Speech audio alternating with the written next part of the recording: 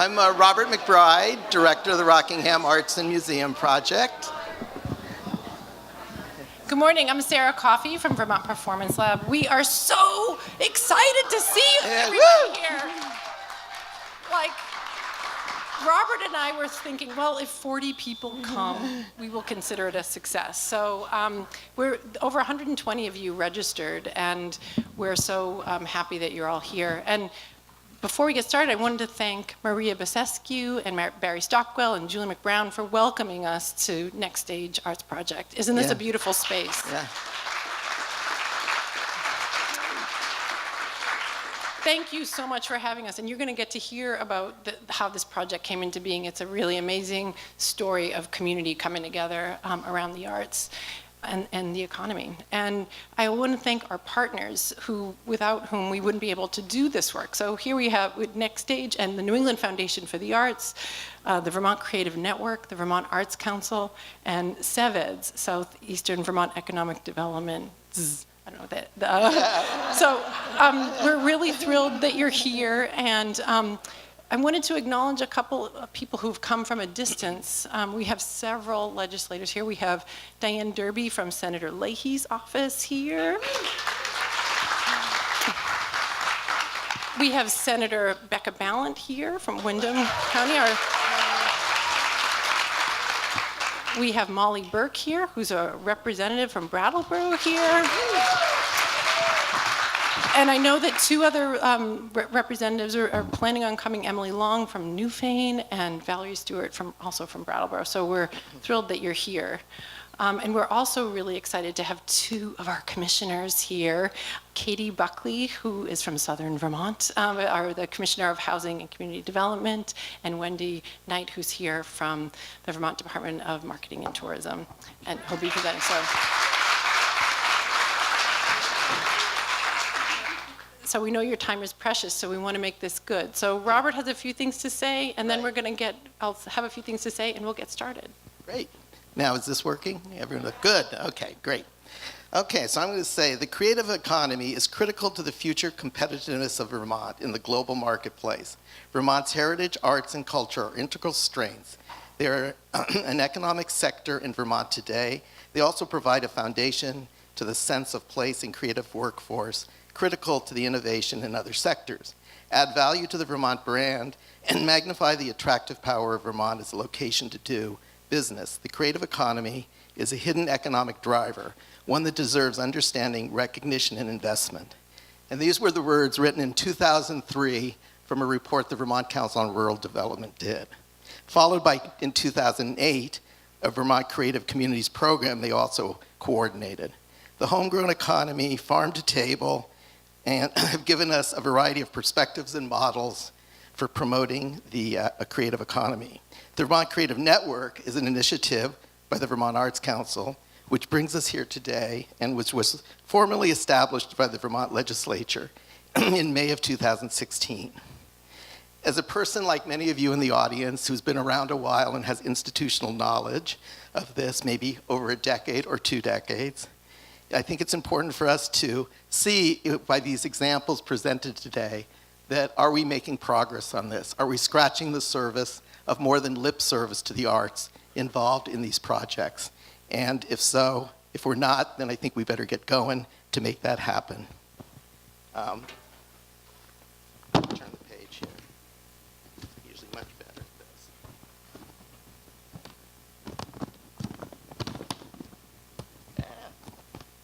Stick your hand. Yes, thank you, Sarah. Great. So what are our challenges and how do we organically, successfully move forward? To repeat, the creative economy is a hidden economic driver, one that deserves understanding, recognition, and investment. So for me, today's goal is to out the creative economy. So Robert is my favorite partner in art crime, and he's been doing this for a long time. And we thought, Robert wearing his hat as the coordinator for the Southern Vermont Zone as part of the Vermont Creative Network, and me wearing my hat as the co-chair of the Advisory Council to the New England Foundation for the Arts, we wanted to combine our our skills and our people and our passion for the creative economy. So I'm a newer comer, but I've been doing it for 12 years too. And what we're hoping for the day, we're hoping that we're going to arm you with some great data from New England and Vermont, and then animate that data with some really wonderful examples of projects that are going on in the state. And we want to give you time for us to have a dialogue at the end. So we are going to keep things moving pretty quickly at a quick clip this morning. So you'll see, I'm going to introduce Lars Torres, who's going to be our moderator and timekeeper for the panel. And we're going to keep things moving. So we're really excited to have you here. We're really trying to look at, we want to share ideas, connect, and also, invest in this creative economy, because Vermont is in a really amazing position, I think, to benefit from this, and we're the ones who can make that happen. So thank you for being with us today. And I'm now going to introduce Karen Middleman, who are so excited to have new leadership at the Vermont Arts Council, who is our new executive director.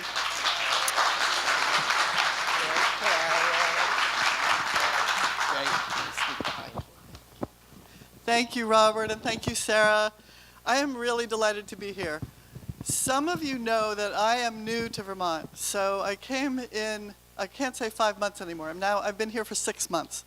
And I've been spending 6 months driving around, talking to artists, meeting with representatives from arts organizations, and discovering what all of you already know, which is that art and culture and identity are embedded in the fabric of every town and every village in Vermont. In every place I go, there is a potter studio. There is a glass blower working in her basement. There is a jazz band that practices at the town hall. And there are libraries. I don't have to tell you, most of you probably, that Vermont has the highest number of public libraries of any state. If you believe Google, it's 30 libraries for every 100,000 people. But there are also people in every one of those towns or villages who are creators, who I think of as artists, who you think of as artists, but they're not here today, and they don't identify as part of what we call the creative sector. Vermont's creative economy includes not just the glassblowers and potters and violinists and sculptors and dancers, but really anyone whose work centers on creativity. Librarians, creators of artisan food, publishers, digital tech artists, engineers, architects, and all of the many diverse businesses that support those artistic enterprises. Now, how many of you here today identify as artists? Raise your hand. Okay, well that was the easy category. How many of you are from towns? Represent towns? Terrific. And how many of you, represent towns. You're a town planner or you're an okay, there you go. Of course, you're from a town. Okay, good, we need you. But now how many of you are what I would call creative curious? So you've never identified as part of the creative sector, you don't call yourself an artist, but you're here because you want to know more. Terrific. All right, welcome to all of you. The original vision for the network was to bring all of those diverse groups together, to create a very inclusive and sometimes unwieldy but very broad vision of the creative sector that we could advance together. Identifying all those artists and individuals and organizations and businesses as part of one thing can be very unwieldy, and it raises a lot of eyebrows and generates a lot of skepticism, I know. But it's incredibly important. It's important because it brings together voices who may not realize that we are really all part of one choir, and that when we work alongside each other and recognize those connections that we have in our work, we're going to be much more powerful together than we are individually. So on the broadest level, that was the vision for the Vermont Creative Network, is that all-embracing collective vision and a sense of shared purpose and identity. I've also learned as I travel around the state that the state is a place where many artists and arts organizations are existing right on the edge, where artists are struggling to make a living, where many craft galleries and dance companies and music groups and bookstores exist without a cushion, without a buffer, that would allow them to absorb an economic hit, even a small one. Vermont's creative sector is rich and vibrant, to be sure, but it's also clear we face some challenges. The growth of that sector, even though it's one of the most vibrant in the New England region, the growth of Vermont's creative sector is slower than most of others in the nation. And that's something we need to pay attention to. Vermont is a place that attracts artists in droves and creative enterprises. But if we want to keep them, here, we need to focus on building an infrastructure for the arts, meaning affordable housing, studio space, resources for teaching and marketing and sharing the great creative wealth of our communities, for sharing resources, ideas, and best practices. So at the Vermont Arts Council, and I hope in the Creative Network, we're also going to be asking, how can we build and nurture the support structures that are needed to sustain arts, creativity, and innovation across the state for the long haul? And that's a place where the Creative Network really comes in. I'm heartened to see that there are many conversations taking place already within the network about those issues of economic structure and sustainability, and the inclusion of the arts in future economic planning for Vermont towns, which is critical. Infrastructure was identified at our summit last fall as one of the key issues that we need to focus on moving forward. The Creative Network can also help us by making a compelling case for the economic impact of the creative sector. Research tells us that Vermont's creative individuals and businesses employ a striking number of people, close to 9% of the job market. And you all probably know Vermont's share of creative workers is the largest in the New England region. We've reached a point where we have, as a group, a critical mass of data now about the economic impact of that creative sector. We know, for example, that the arts drive tourism. 70% of visitors who came to Vermont for a cultural event in 2015 said that that cultural event was their main reason for visiting our state. While they were here, cultural tourists and residents combined spent a total of $44 million at festivals, performances, and museum and gallery exhibits across the state. I know you're going to hear more about the economic impact of the creative economy later today. But creativity and cultural innovation also build communities where people want to live and build their lives and raise families. Hundreds of local theaters, museums, cultural centers, and music halls connect us as residents more deeply to our communities. And it's easy to focus on the economic impact, but I think the reason we're all here in the room is because ultimately the meaning of the creative sector is not just about economic impact or even about organizations. It's about people. It's about transforming lives and connecting us as human beings more deeply to our communities and to each other through the arts.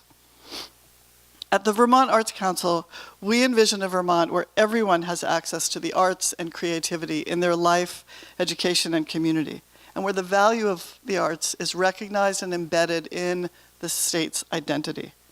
Working with each of you through the Council and the Creative Network, we have a great opportunity to build that vision together and to shift the way that people in Vermont think about the role of creativity and its place in our lives and communities.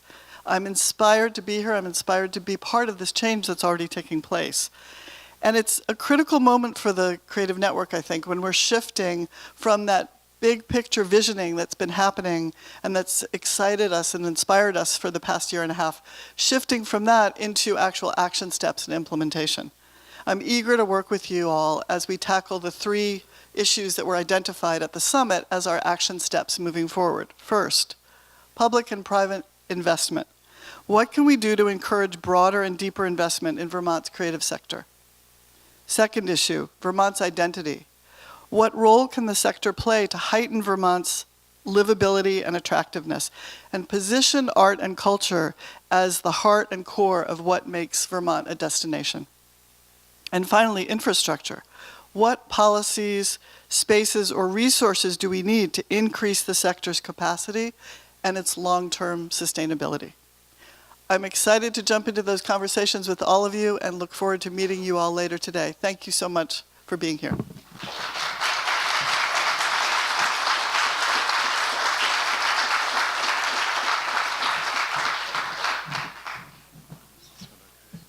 Is this on?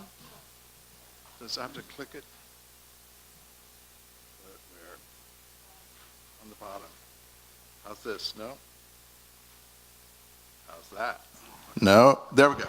Okay, hi. My name is Zahn Eastis. I'm very glad to be here. I used to work at the Vermont Arts Council and have gotten to know Karen in a short while, but I've recently retired. Prior to my retirement, I was working on the Vermont Creative Network with a lot of you and a lot of folks here in this part of the state and folks all around the state. So what I'm doing here today is I'm going to present some data that the council has undertaken in the last couple of years. One of the things that we know about Vermont's creative sector, the arts, and all the different parts of creativity that work together in the state of Vermont is that it's very robust. All of us probably know that just by looking around and seeing what happens in Vermont.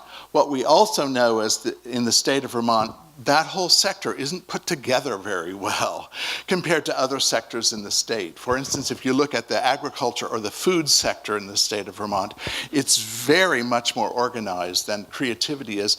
Thus, it's able to talk more effectively to legislators, to funders, to people in communities about what the overall impacts of the food and agriculture sectors are in the state of Vermont.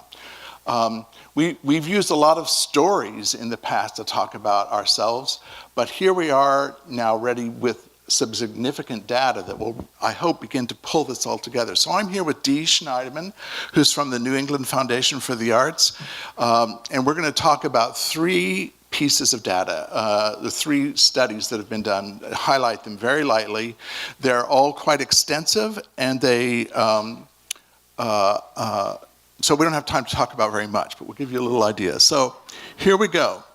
We're going to be talking first about sets of data. And one of the things that you all probably know, but it never hurts to repeat it a million times, is unless everybody's completely on the same page, data doesn't always parse out with every other study.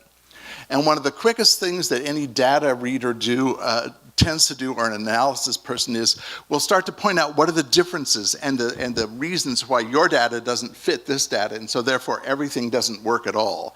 And I think that we really need to push against that and talk about the idea that we have data that's very strong. It may not all be talking about exactly the same things, but we can read that data in such a way that we can learn a lot from it. So what we're going to be talking about today is three different sets of data that have been looked at, but they all point in the same direction about the arts and creativity in the state of Vermont.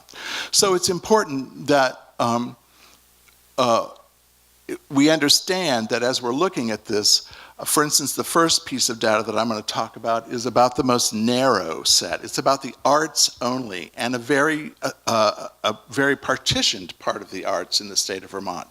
But the data, the reading behind this data, still supports other work that we're going forward with. So the study that I'm going to talk about in shorthand is called AEP5.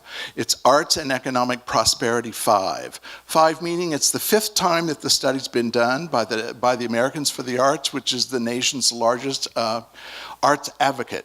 If you don't know about Americans for the Arts, I totally recommend that you get to know it and learn about it. It's got amazing sets of tools and reaches, and they have made, that organization has made some significant differences in the national situation when it comes to the arts and in the country. So this study has been going on now for 25 years. The most recent study came out in June of 2017, and it measures just two things.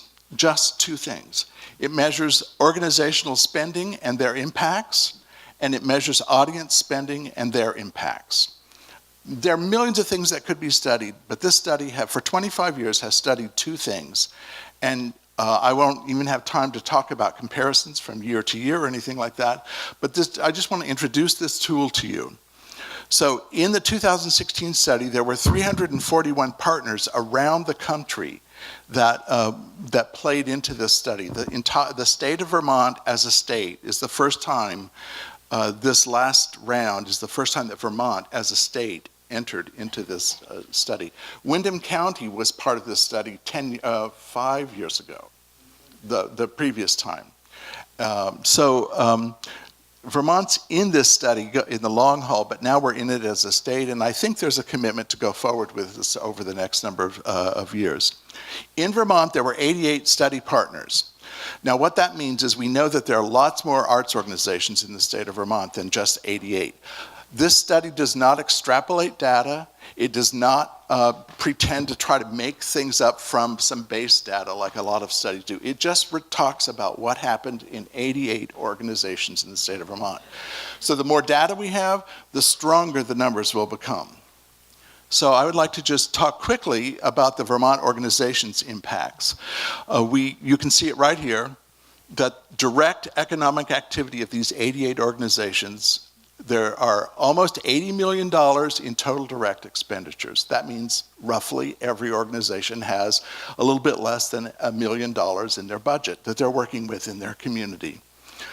Those organizations, as they're working, and this dollar figure here supports 3,360 full-time jobs. That does not mean those are the employees of these organizations. That means the economic activity of those organizations supports that many workers in their communities. A little bit different definition. So it's kind of abstract, the notion that almost $80 million worth of expenditures supports about 3,300 full-time equivalent jobs. That activity returns to local governments $1.5 million, and it returns almost $5 million to the state through all of its activities. Those are the 88 organizations we know about. So we know right now, without a shadow of question, that there's more of this activity in the state of Vermont than this reports, because we know there are more than 88 organizations. They just didn't all take part in the most recent study. So part of the job is to get more and more folks engaged in this. Let's see here. Click. There we go. Now we'll flip to the other side, the audiences, and you can see the same four numbers again. $44 million in direct expenditures. This study represents local audiences, and then it parses out what's called visitors. A visitor for this study is anyone who comes from outside a particular county. So if an event is happening in Bennington County and somebody from Windham County goes to that event, they are a visitor or a tourist. And we'll learn a little bit more about that. That same activity that audiences create for those 88 organizations creates over 900 full-time equivalent jobs. And there's $1 million returned to local governments and $2.5 million to the state. I wish I had time to talk about all this more deeply. Putting that all together, the overall impact is you can see that we have about 4,000 jobs, $123 million of direct expenditures, and the impacts here are strong to the local governments and to state government. In other words, 88 arts organizations in the state of Vermont are returning $7.2 million in revenue every year to the state government in various ways. It's not an insignificant number. There are certainly industries that would produce much more than that. And again, we already know that the numbers would be much higher if we had more reportage.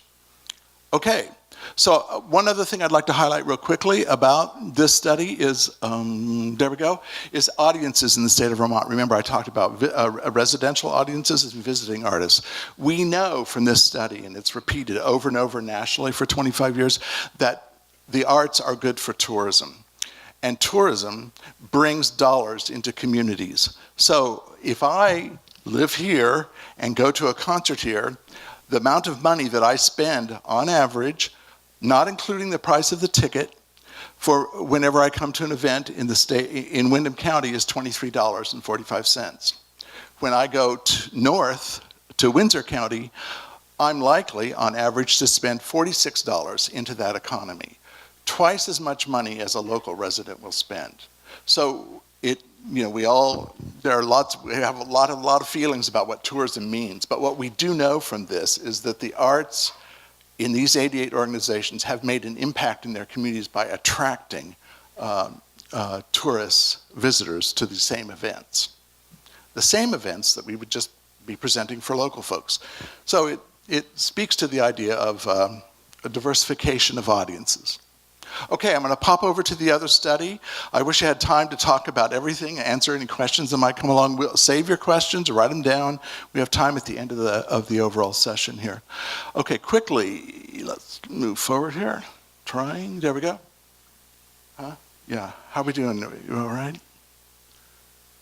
Did I get it? I think that's right. Okay, so the next study that was done is called the Vermont Creative Sector Economy Study. This was done with 2015 data. The study came out in 2016. Here's a picture of Vermont's creative sector. It's divided, in this study, it's divided into 7 sectors. And you can see roughly this is all kind of what you expect. The very dark there says literary, arts, and publishing. The one that might be a little, for some folks, is artisan food.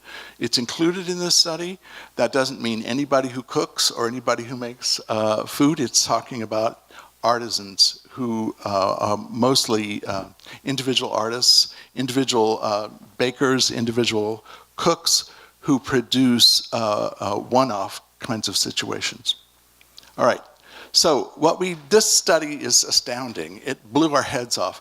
What we understand about this study in the state of Vermont, it's done by FutureWorks, and it looks down into the economy with data that's available. This was not done through surveys. It was done through census and tax data.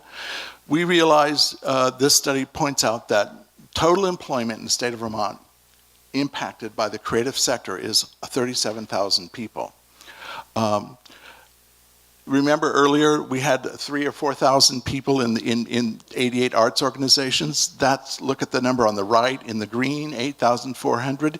If you think about in the arts, there are about 4,000 people that are probably working inside the, look at the middle number, the 9,500. If you just think about the creative sector in the state of Vermont, you can imagine that 4,000 number growing to about 9,500. With the idea that we're including more than just the arts. So if you're working in the arts or in the creative sector, you're right in the middle of that 9,500 there.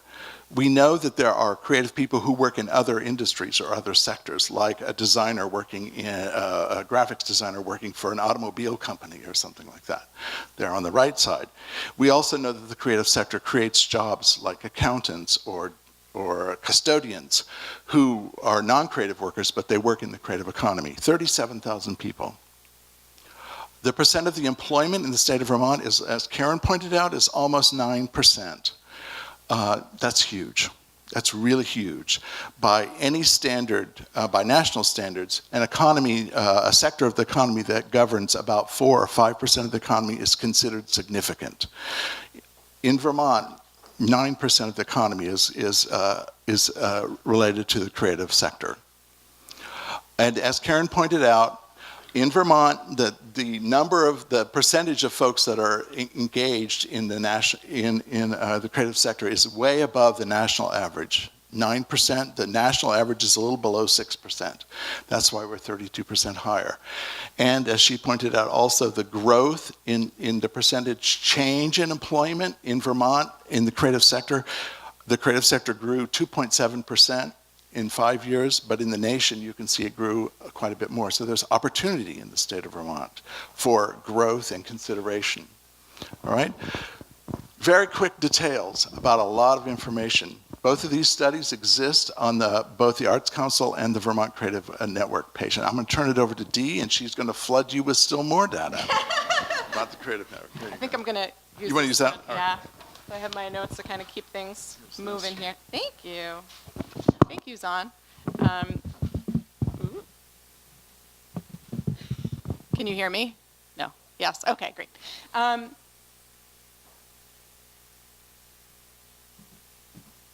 Maybe?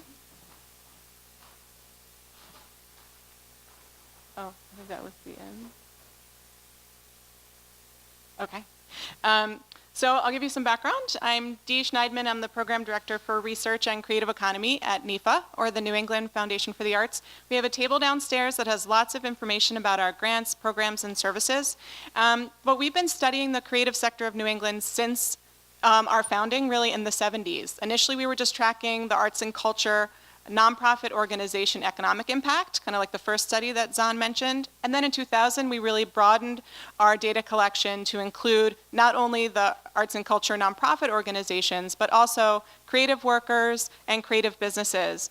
So artists of all disciplines, all types of creative workers, and then for-profit commercial entities as well.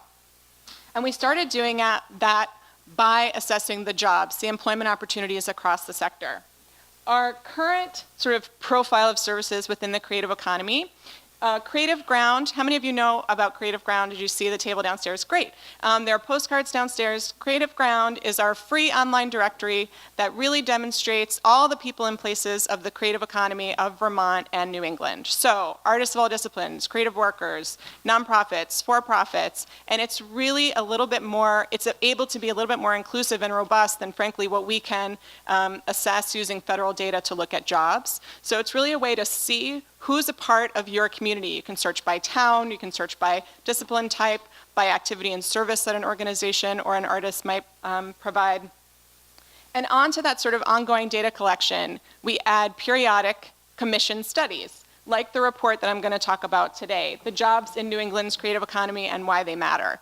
There was a handout when you first checked in downstairs this morning. There's also a postcard. So I'm going to share a bunch of data from the report. It's short, concise report, 100 pages long, with an additional 100 pages of appendix. So people have been calling it 200 pages. I'm like, actually, it's 100 and 100. So we're going to focus on some of the data, some of the background of that report today, but I invite you to kind of browse online. It's free to access. It's on NEFA's website, of course.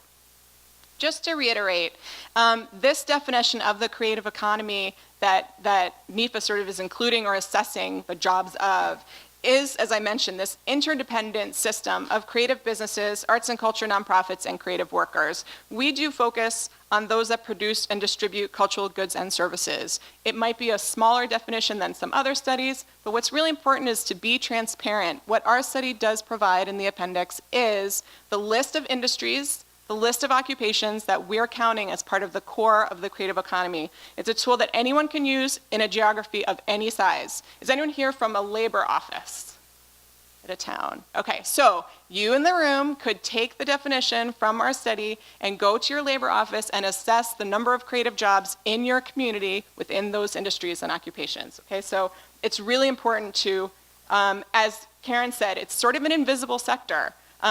Economic development people, folks don't necessarily know what the creative economy is. We have to keep reiterating to them which industries, which occupations are included, because our creative industries and occupations are embedded within other industries and occupations, okay? There's no sort of separate category like insurance or biotech, okay? So it's part of the importance. When you measure jobs, Julian, awesome, thank you. You gotta love tech people. I mean, I was a stage manager. Okay, so as Don mentioned, when you're tracking employment across the three different sort of interdependent pieces, you have to look at a couple different streams of data. You look at the jobs within creative firms. So at a museum, all the jobs within a museum, creative and not, okay? Then on the right-hand side, all creative occupations, regardless of where those people with those occupations work, right? So we've got by place and by type. Now there is a slice in the middle where creative occupations, curators, artists, are working in a gallery or a museum. But as you're gonna see in the data, a lot of creative workers, people with creative occupations, work in non-creative industries. That's why it's really important to kind of unearth these people and places. So the initial snapshot, this is on the handout. Our data show kind of the combination of both payroll jobs and creative non-employers. How many of you file your taxes as a sole proprietor, creative sole proprietor? Yeah. So you are considered a firm, not a person. I'm sorry, it's not personal. You are considered what's called a non-employer firm, right? So you are part of sort of the entity numbers. So we include you non-employers who don't employ people. It's weird. You're a non-employing firm as part of creative industry employment, right? Because without your creative entity, then there wouldn't be those jobs, okay? So as we see here, the share of creative employment for Vermont, including you non-employers, are 3.7% compared to 3.8 in New England and 3.6 in the US. I'm kind of zipped through these. One way of looking at the data, of course, is what types of industries are these creative firms, creative enterprises. We do compare Vermont to New England here. You'll see that the Vermont is the left bar, higher in architecture than New England, not as high in media, but higher in publishing. And materials manufacturing, hello, that's a major difference between Vermont and New England, okay? These are the kind of industry conversations you want to be having with your economic development folks and your kind of workforce development folks, where the types of jobs are. These are payroll jobs, okay? Now, non-employer jobs, these are sole proprietors, so they're not the types of firms that have lots of employees. As you can see, the vast majority of sole proprietors in the creative economy are individual artists, creative workers, photographers, okay? But they're not earning as much as some of the other types of sole proprietors. That's why we track not only jobs, but also receipts. So again, we compare, this is the firms in Vermont. As you can see, the share of sole proprietors in Vermont, 7.2%. That's crazy high. We say, that's a research term, crazy high. But as you can see, the receipts are only 3.6%. So there's an inequity there, okay? Now we're gonna look at jobs by type. We're gonna cross over to the people with creative occupations. This is sort of the snapshot.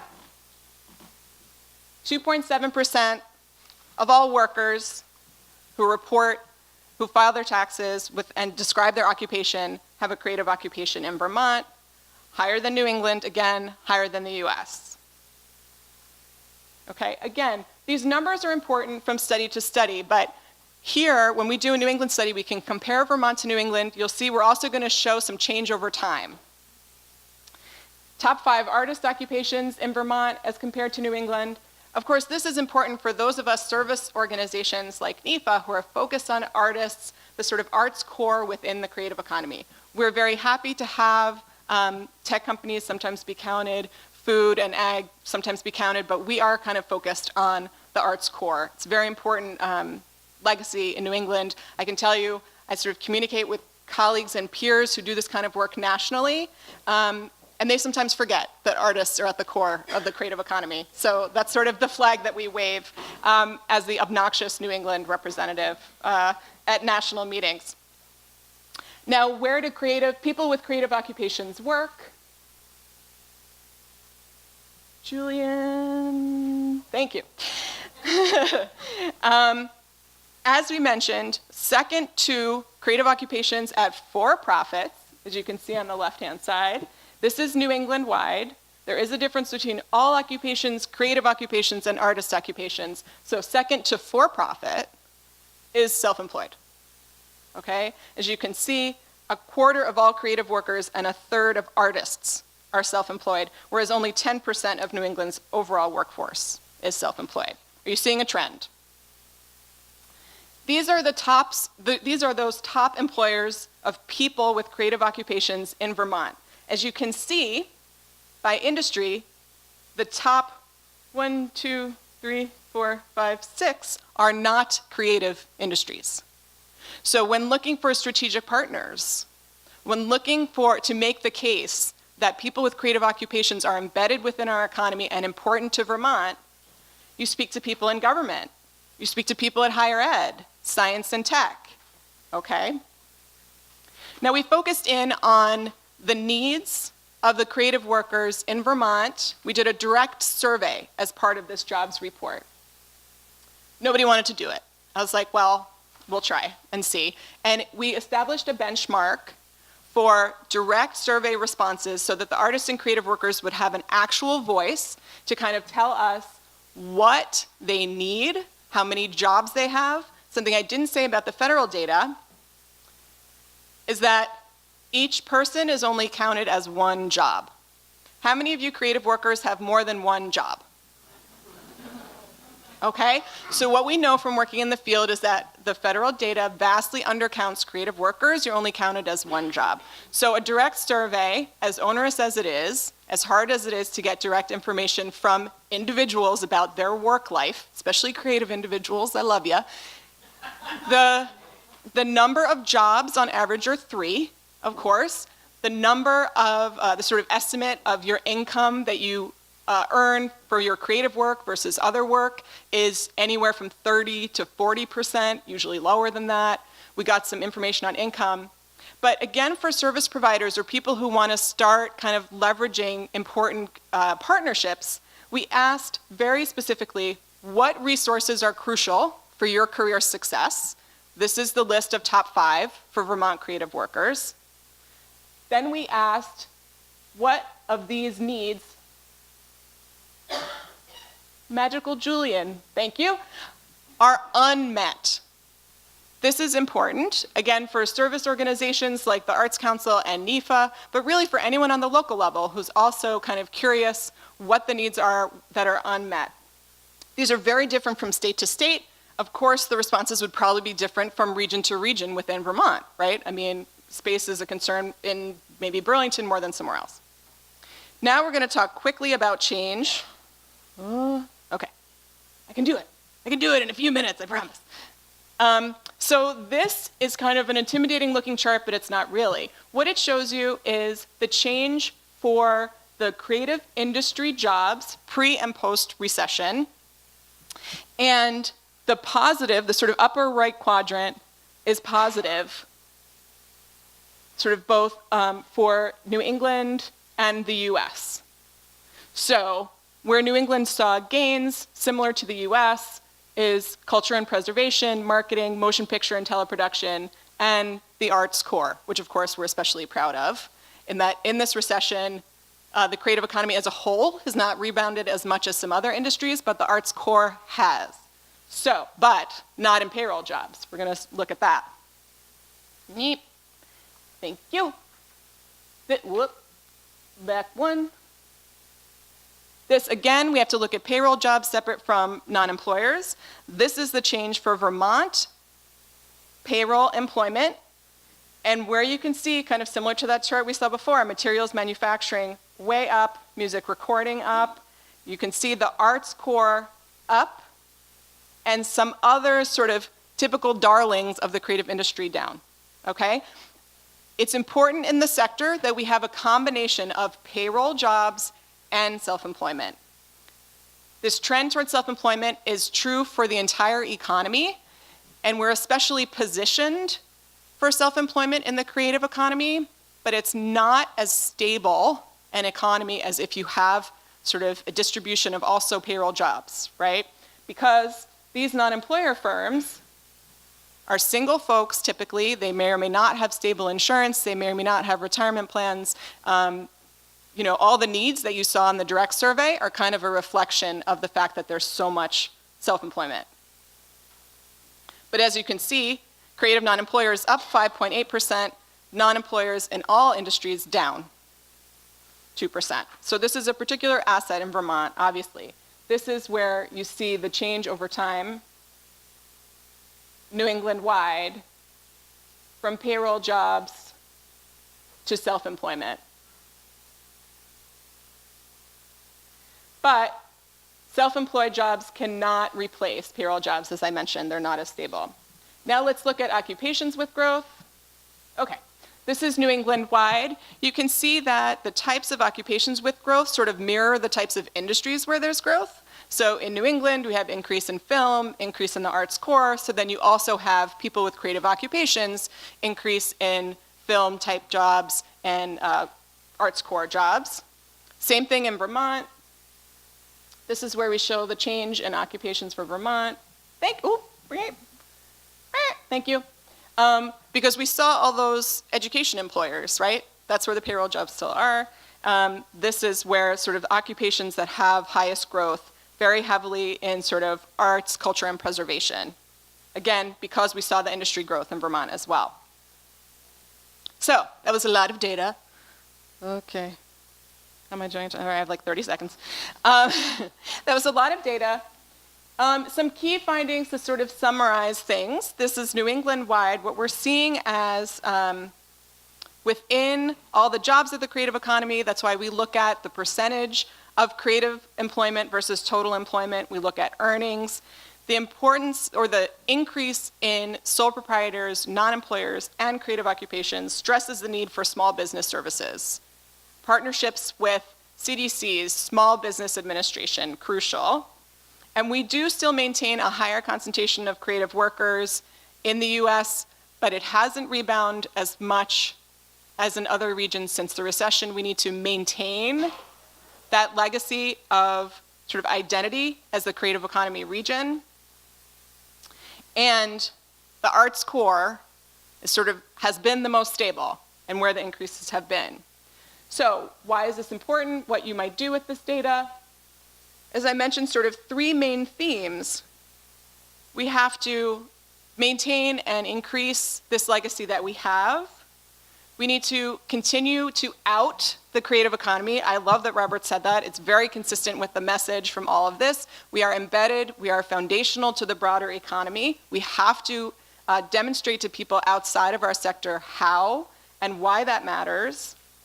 And especially when it comes to tracking creative workers, we really need to make sure that that important bedrock is being supported. Here are some examples. Here are some examples of how the data have been used in other communities, large and small. For some people, it's kind of an opportunity like this to really start to try to speak the same language with other sectors and really show the industries and the occupations that are part of the creative sector to people who are not within the creative sector. Incidentally, the Creative Ground Directory kind of helps people do that as well. When people ask, what's the creative economy? You just look at the types of entities within Creative Ground, the online directory I mentioned before, and it can really help people understand, oh, not just theaters, but also maker spaces, not just musicians, but also technicians, production folks, right? So the definitional piece, the understanding piece is huge before people can really understand the numbers and why our sector matters. I will close with a quick thank you to our funders and partners. This particular study was funded by the Barr Foundation. That's why we do the studies periodically. We raise the money to do it. I want to thank you for being here, for paying attention, and for anyone who responded to the direct survey that we did to creative artists, creative workers and artists that was part of this report. A wholehearted thanks. We promise not to do it more than a few times, every couple of years, because it's major, but the data are so rich.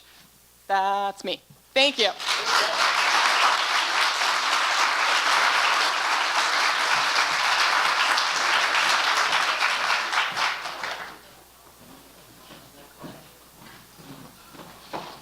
Hey, if anybody needs to stretch, feel free to stand up. I love talking to people standing up.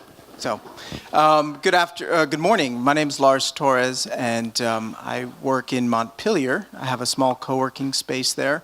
We support artists. Our goal is to really be a platform for community conversation about the arts, but then also to direct resources. We buy art, we do art shows, we really try to stimulate the local arts market. It's a pleasure to be here. Thank you, Robert. And thank you, Sarah, so much for inviting me down. I want to ask really quick, because I missed it when Karen Middleman asked, but how many of you make something and sell it? You are an artist, a craftsperson. Okay, so I'm going to talk to you for just a quick second. You guys all remember Jerry Maguire, right? Tom Cruise gives this great pitch. He wants to bring this young, talented guy, Rod Tidwell, on as his talent. And, Rod says, show me the money. So I hope in our next conversation, we're going to get to this question of, well, where are the investments to change that curve, to bend it upwards? Because it's hard, right? I mean, you guys work every day to try to make that dime. So thank you for being here, because it means you're not out somewhere making a dime. And we really need to tilt this conversation to a place where we're talking about investments in your livelihood, and I think that's essential. So I'm looking forward to seeing the conversation here with our panelists. I'm motivated to do this work because I was in Botswana in South Africa one time, and I had these big goals about building democracies and failing democracies and all this stuff, and I was down there, and there was a new Office of Microfinance in the Ugandan government, and what made this Office of Microfinance particularly exciting is that they were focused on women in women's enterprises. And if you've traveled outside, you know how essential women are to the local marketplace. And I was talking to the young head of this office, and she said, you know, these conferences are great. I love these conferences. But where I come from, you can't eat participation. And, right? So I remember that, and I carry that with me every day when I have these conversations with folks. So I want to say thank you for being here, and now very quickly introduce the folks who are going to show us how to eat every day. We've got, first of all, Maria Barescu, our host here. Big round of applause. Thank you so much, Maria, for having us here. And then we've also got Bob Stevens of the Putnam Block Redevelopment Project in Bennington. Bob, where are you? Thank you so much. We've got Emily Davis and Sarah Coffey, who, in addition to hosting this, are with the Confluence Project. Thank you. Okay. And then we'll hear from Carolyn Cannon, Matt Dunn, and Bob Flint at the Park Street School Project in Springfield. Thank you so much. One more. And Wendy Knight, Commissioner of the Vermont Department of Tourism and Marketing. Thank you, Wendy. Where are you? All right. So without further ado, let's have Maria up to give the first 10-minute talk. I'm going to try to keep things timely, and I think our tech guy will roll the slides. 5 minutes, sorry. Thank you. Good. All right, come on up. Thank you, Lars. Welcome. We are delighted here at Next Stage to host this event this morning, and thanks Sarah and Robert so much for all their work to bring this together. Next Stage was founded in 2011 through a very organic process as the Putney community came together to emerge from not one but two fires at the general store across the street, and was also reeling from the impact of the 2008 recession. This building at 15 Kimball Hill was largely unused at that time. It was built in 1841, and it had last been the home of the United Church of Putney.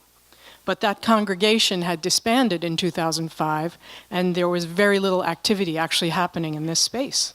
So the Putney Historical Society assumed ownership, and folks from all over, including Sandglass Theater and students from Landmark College, and artists and citizens from the community, gathered here to host a talent show as a fundraiser for rebuilding the general store. And it was at that event that the idea really coalesced to try to transform this building into a vital cultural and community center. Unlike some restoration projects that have occurred elsewhere in the country, this group decided to start programming in the space as it was and build community support before raising the funds for the renovation, which, as it turns out, is the much more successful path than when people raise the money and transform the space first. And it's because the investment of the community is established from the outset, and that's really critical in carrying the project forward. So in just a few short years, Next Stage, in partnership with the Putney Historical Society, raised nearly $2 million, including grants from arts and cultural organizations around the country, historic preservation, state tax credits, and there was $650,000 of that was raised from local community individuals. So then there was extensive work in the architectural planning for this space and the execution of the renovation to create what is now state-of-the-art performance space, which is accessible, which it wasn't originally. And it includes not only the performance space, but a commercial-grade kitchen downstairs and an art gallery on the second floor here.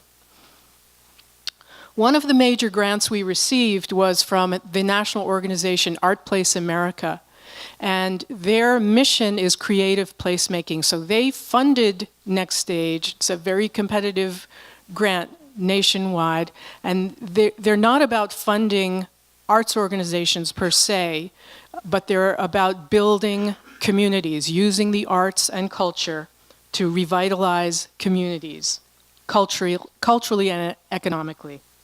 So today, some of the slides you're seeing here are representative. We present over 100 events a year. We do music of all kinds, classical music. We partner with Yellow Barn, or we present Yellow Barn events here. We have folk music, rock music. We have dances here in the space. We have moderated films, spoken word events. We have our own theater company in residence, Apron Theater Company. And we also host cooking classes now and monthly community suppers and educational programs and much more. If we do one thing, and we do many, it is collaborate with various cultural partners. So that includes Yellow Barn, as I mentioned, Sandglass Theater, our wonderful neighbor next door, the Vermont Performance Lab, the Latches Theater, the Vermont Jazz Center, New England Youth Theater, Brattleboro Music Center, and a range of area businesses and schools. At a time of tremendous turmoil in the country and in the world, we are more committed than ever to bringing people together in a safe, creative, and respectful space. And we're delighted, again, to welcome you here and to be part of the incredibly rich and creative Vermont arts economy. Happy to talk more about this in the course of the panel, but that's all I wanted to say right now. Thanks again for being here.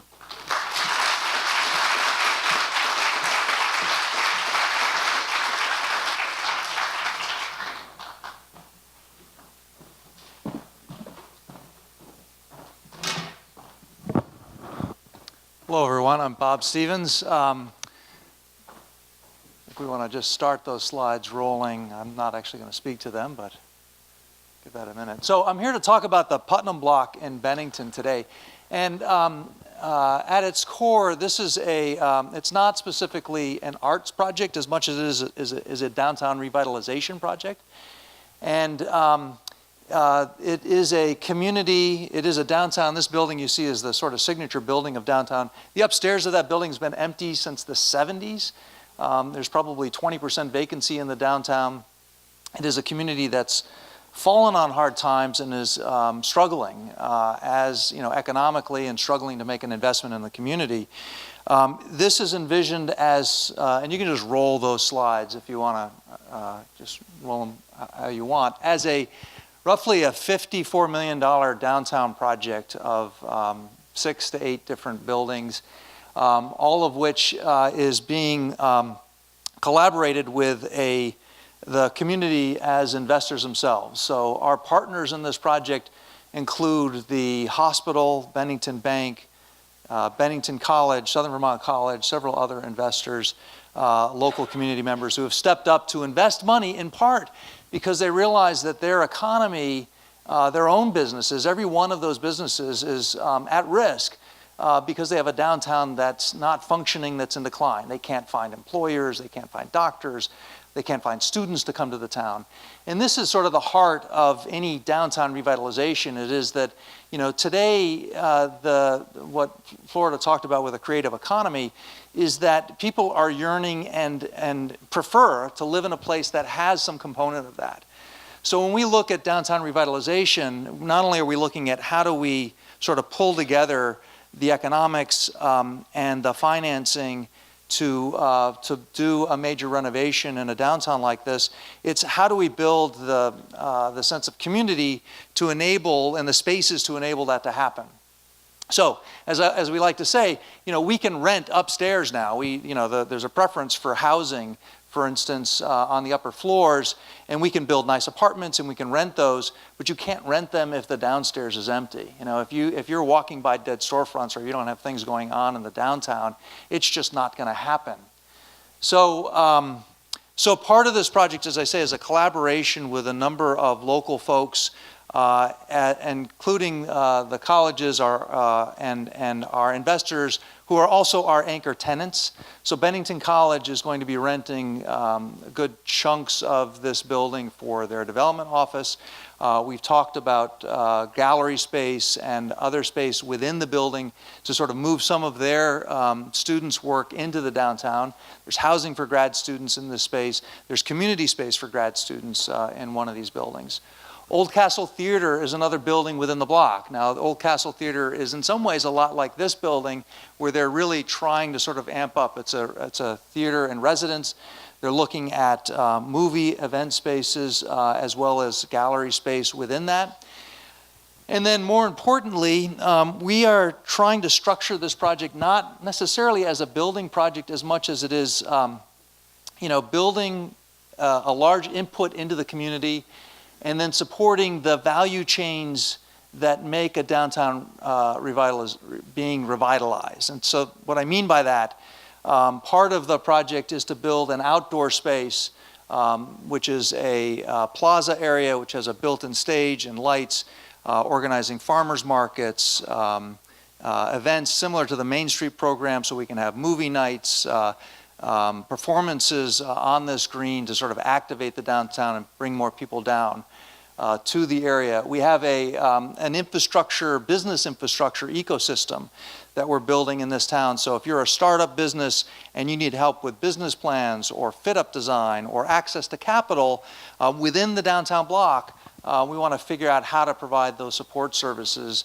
because quite frankly, it's hard to do that on your own. And people are, most of the folks things that happen that activate a Main Street, they're startups, it's a lifestyle business, and it's a tough business to get into.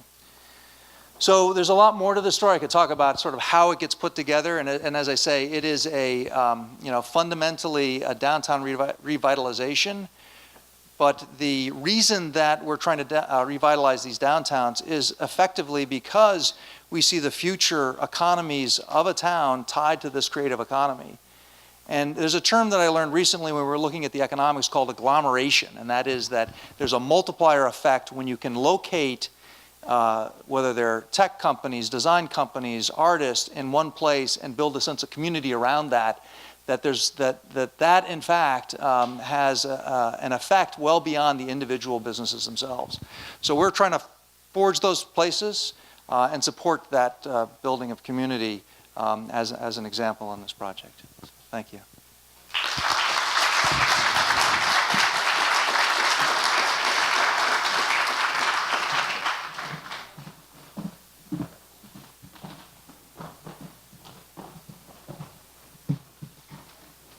I should take this one. And I can put this aside.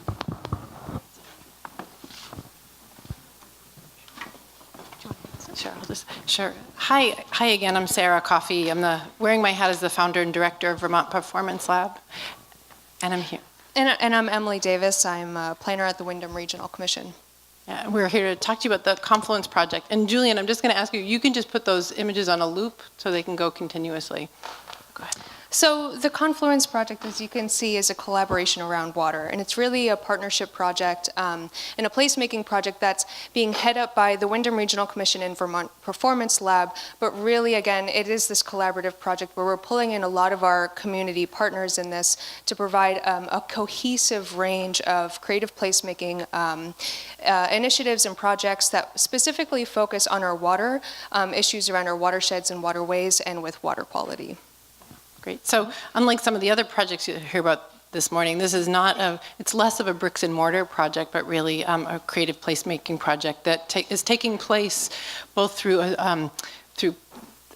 artists in residency in 3 schools in Windham County, in Marlborough, Brattleboro, and Guilford, and through a series of public programs that are taking place in collaboration with a lot of other community partners, such as the Brattleboro Museum and Arts Center, the River Gallery School, Connecticut River Conservancy, and I know I'm forgetting a few, but we'll remember them along the way, I hope.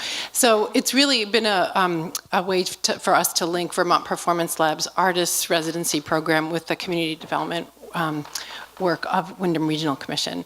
And just to give you a little bit of context, I mean, at Vermont Performance Lab, we really value the power of the arts and civic dialogue, and that's been a lot of the focus of our work. Since 2006, we've been bringing artists, many national artists, to our communities to do projects. And after doing that for about 10 years, we started to re-examine a little bit about where we had found success with our projects and where we wanted to go deeper. And we really found that these projects that we did in deep partnership over a series of, usually it would be projects that would take a year to plan and a year to execute, were the projects that we were finding to be most satisfying in our community. So back in the winter of 2015, we convened a number of folks, artists, our community partners, and faculty from Marlborough College with the idea of creating a center for performing arts and social practice.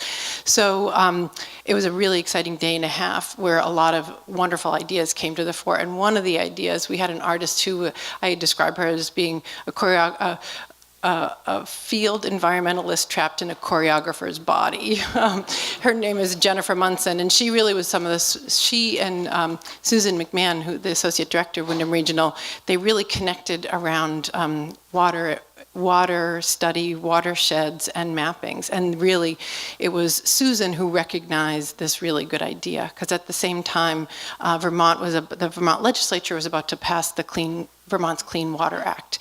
So it was really amazing for me. You know, we would do a lot of collaborations, but to have a partner in Susan, who is here today, where is she sitting? Right here, who really sees the value of creative placemaking and the role of artists and how we can engage our communities. So I just want to turn over to Emily in a minute, but just to talk, we have 3 artists who we're working with who identify as both teaching artists and artists who make things. Gowrie Savor, who's based in Montpelier, who's a visual artist. Judy Dow, who's a Beneke master basket maker and storyteller, and Lyda Winfield, who is based now in Middlebury and is a choreographer. And we really, at Vermont Performance Lab, we really value what artists can do, what they can contribute to the civic dialogue table, and what they can do to also engage students and the community in learning. And we'll talk a little bit more about that in a minute.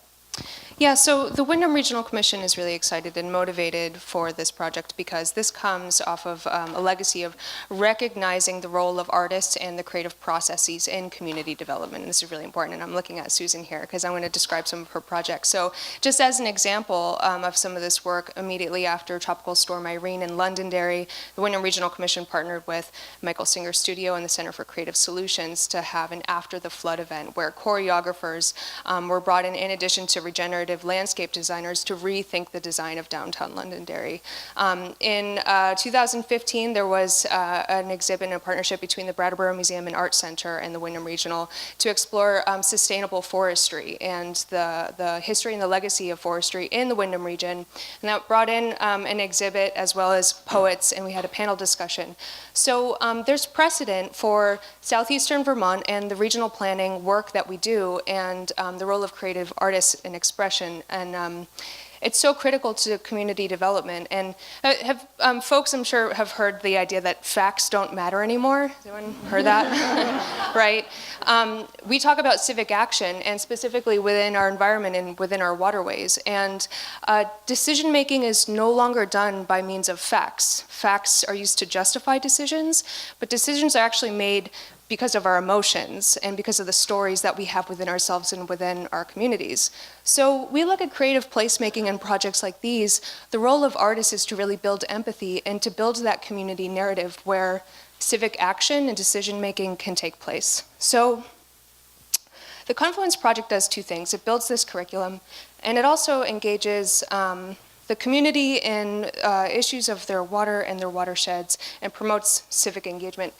And I'll say that these slides, as we're running them too, we're trying to communicate the idea that we're pulling in regional planners and stream scientists and also artists to provide this suite of public programs that unites watershed science and watershed issues with arts engagement and with the creative processes on our landscape. We're running out of time, so I'll just cruise through some of our examples of public programs. We're having a, at the end of May, we're going to be pulling in the road foremen to talk about their stories of how they're responding to floods. We have vernal pool trainings.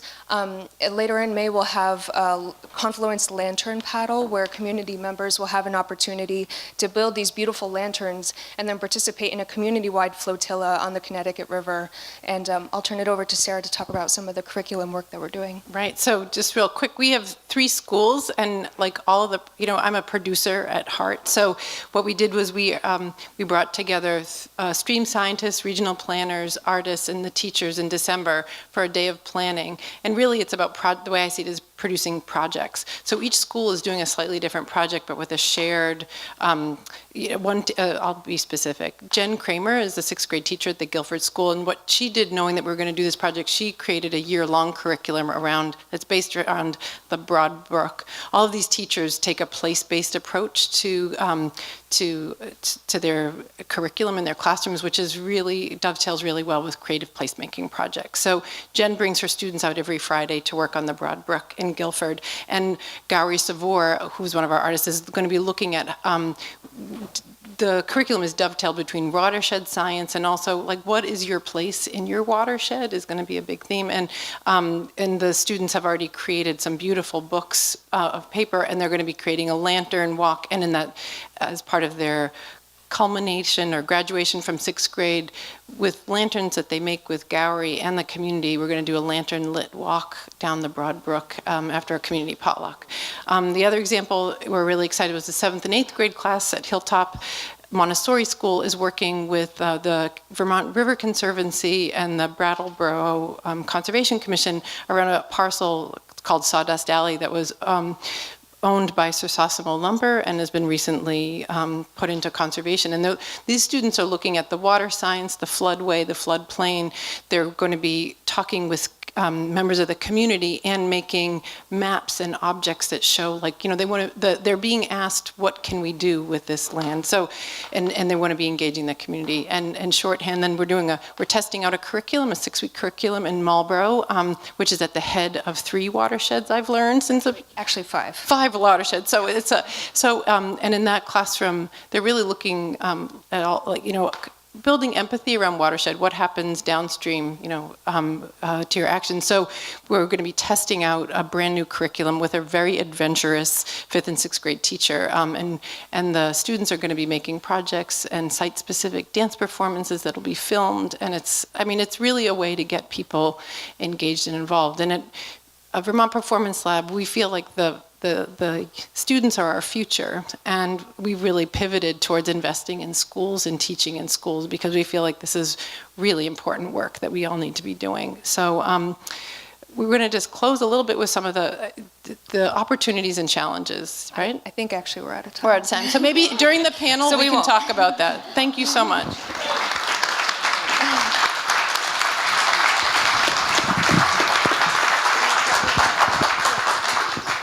Good morning, I'm Bob Flint from Springfield Regional Development Corporation. Before we talk about what Matt and I are going to speak about, I just want to put in a plug for the Small Business Development Centers. Earlier in the slides, there was a reference to a need for services for small business services and counseling.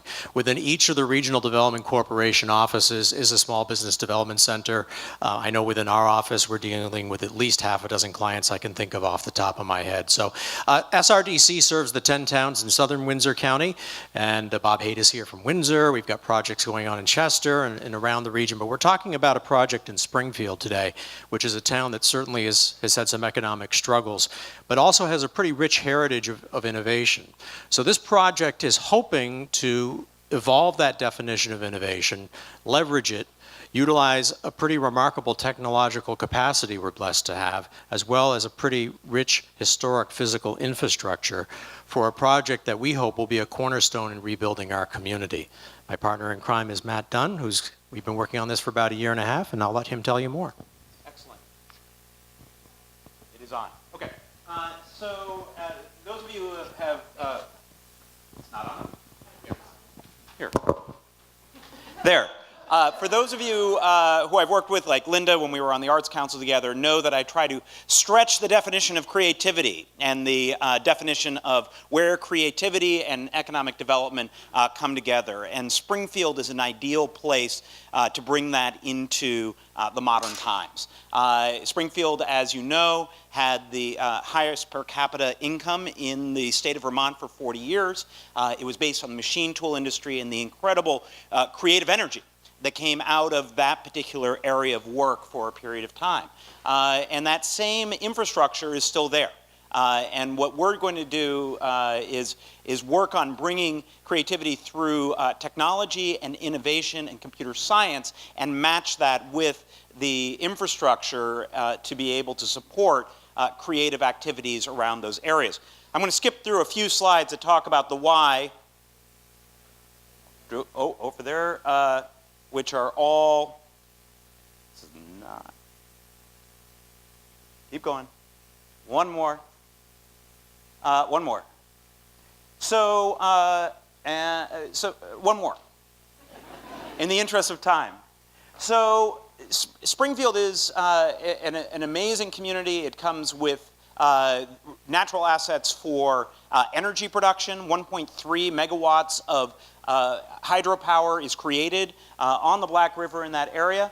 It has the fastest broadband in the country. And having worked on broadband both in Vermont in its painful forms, as well as having been one of the leads on Google Fiber nationally, I can tell you without question the unique asset that is there in Springfield is unparalleled, where it offers 10 gigabits of symmetrical speed, which is approximately 1,000 times the average upload speed for broadband in the country. We've got to cheer for those moments, right? And sorry to my friends in Wilmington. And the infrastructure in the downtown is amazing. I encourage you to go up into the hills of Springfield, where you can see where the patent holders suddenly having more money than they thought they would ever have during machine tool drove their architects crazy, creating some of the most amazing houses throughout the hills in those areas. So next slide, please. So our focus is on the Park Street School Building. It is a school building that is actually in the downtown. It's just on a bluff above the river. It is 100,000 square feet of brick, granite, and marble. And it is absolutely stunning. It has a lot of embedded assets into it, including the 500-seat theater, Proscenium Arch Theater, that is there, that still has a orchestra pit that goes down. It is quite amazing. It also has beautiful spaces with soaring ceilings, and it is almost completely unoccupied, but it is not unoccupied. The school district made sure to keep the heat on to allow it to be preserved. We now have an option on it. We have higher education partners to work on a residential entrepreneurship center. And we are also working with some employers to do intentional remote work in the digital economy space. In most of the digital economy centers, the cost of housing and the cost of hiring people is so high that they are hungry to find alternatives, and we believe Springfield can be the center of that.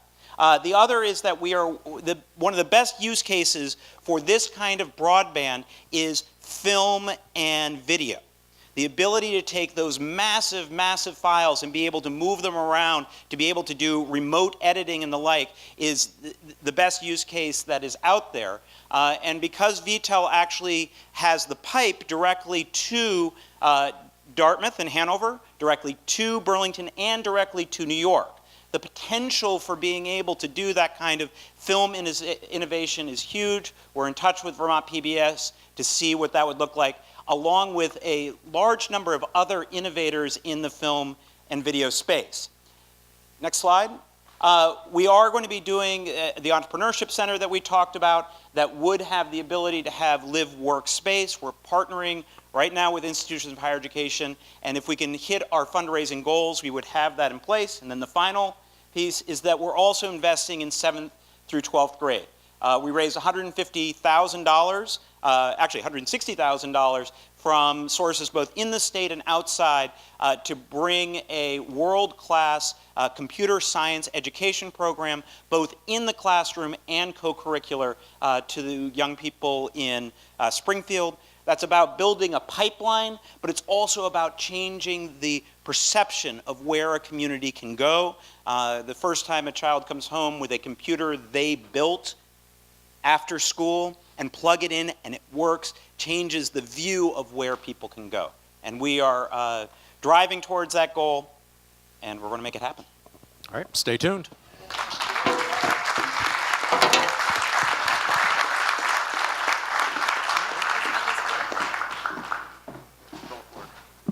Hi, everyone. Is this working? I tend to talk with my hands, so I'm going to go ahead and put this here. Hopefully you can. So I'm Wendy Knight. I'm the Commissioner of Tourism and Marketing for Vermont. Prior to, in some other form in my life, or some other time in my life, I was a writer, and I was the first board chair of the Virgins Opera House. So for all you creative folks, I feel like I'm one of you.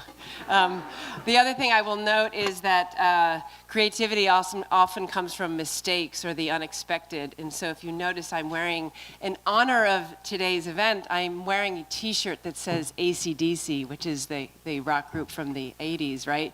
This came from, our agency is called the Agency of Commerce and Community Development. I could never say ACCD, so I call it AC/DC, so hence the shirt. So I'm here to talk about Think Vermont, which is an initiative that comes out of the Agency of Commerce and Community Development. How many of you have heard about Think Vermont? Excellent, great. How many of you visited the website, thinkvermont.com? Any of you ambassadors for the Think Vermont? Nice, okay, good, good. Okay, so we know that Vermont is known for our maple syrup and our ski resorts, our natural beauty, our hiking.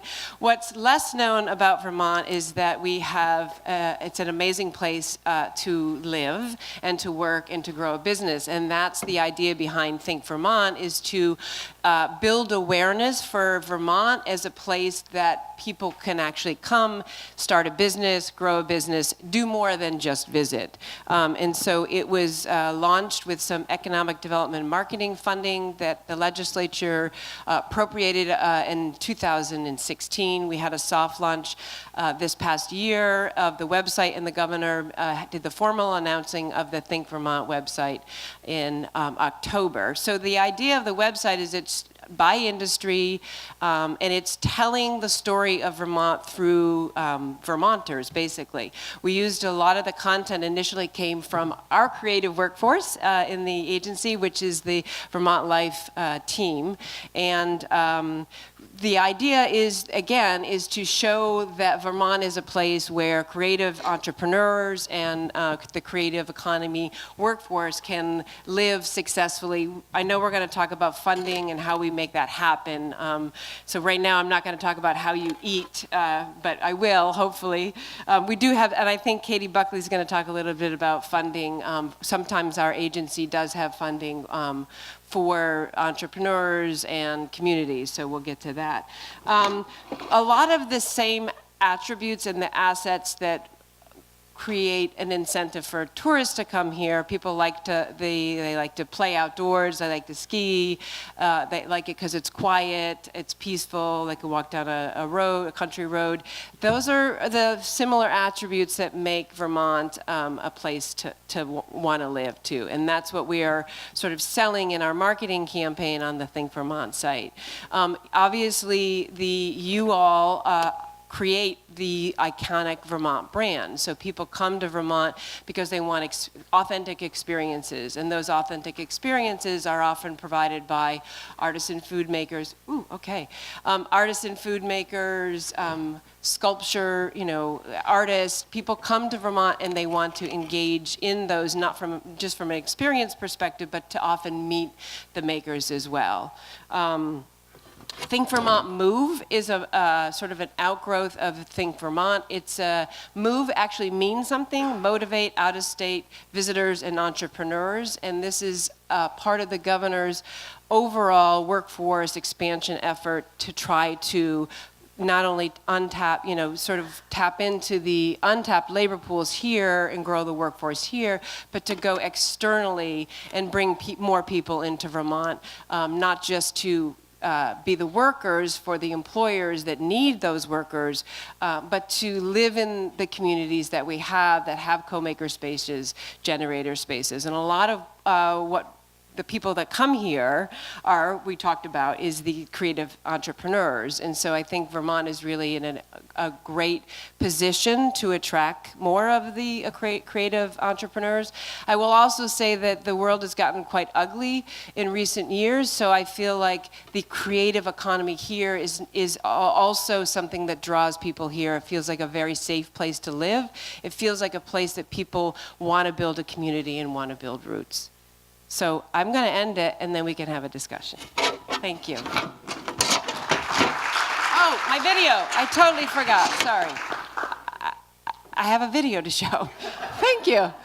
Julian. Apparently, Julian's the man. I have one video. This, I guess we're not able to see the Think Vermont website, but I do have a video that's on the home site. So hopefully we can see it.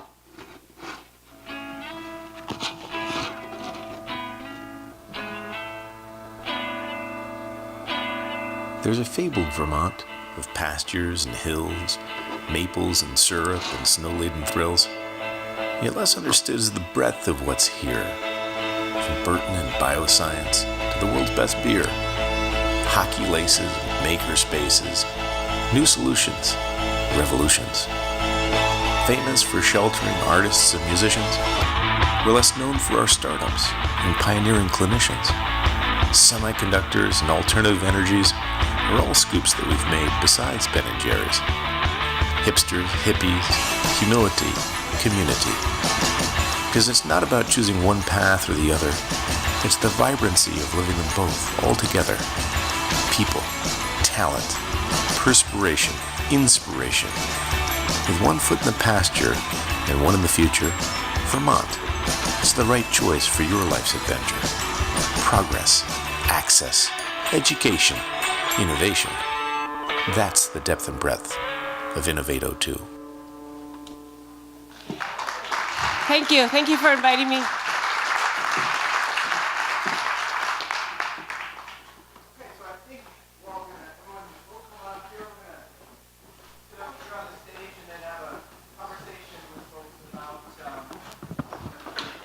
How we can take the next step together, I think, to build the Southern Vermont creative economy. All right, check.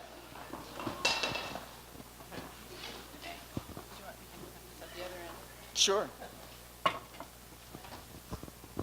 So thank you for that brand topology video. I remember watching that a couple years ago, watching these guys try to put together this very difficult message about the pasture and the future together.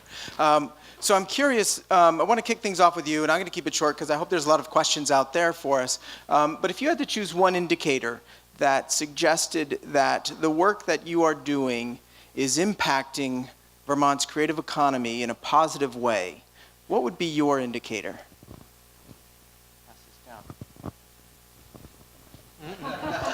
Well, I'll start with, so we held a gathering to talk about the potential of the gigabit and doing film, and we thought that there would, we did an invitation to some core people, and we thought there might be 6 or 7 people show up, and we actually had over 40 people who are involved in film and technology from around the region come to a gathering to talk about what that potential was. And it was, to me, it was very exciting because it said that there is a marketplace and individuals who would come to a old school building in Springfield, Vermont to talk about that future. So I thought that was a good sign. After we had one of the shows we've done several times here is a vaudeville show, which is a real community show with a lot of kids involved and people from the community. So after one of those shows, I had someone come up to me, a parent, and say, "This is such a wonderful place to raise children." I'll hop in here, and maybe Sarah has something to add, but we talk about this and we talk about how success would be measured, not just with this project, the Confluence project, but just with placemaking initiatives in general. And that's, I think in the long term, you can find some metrics that you could use, but it's actually really challenging to see what the impact of creative placemaking is going to have in our community. So it's a challenging thing to think about, performance measures or metrics, and especially when you need to be answerable to grant funders.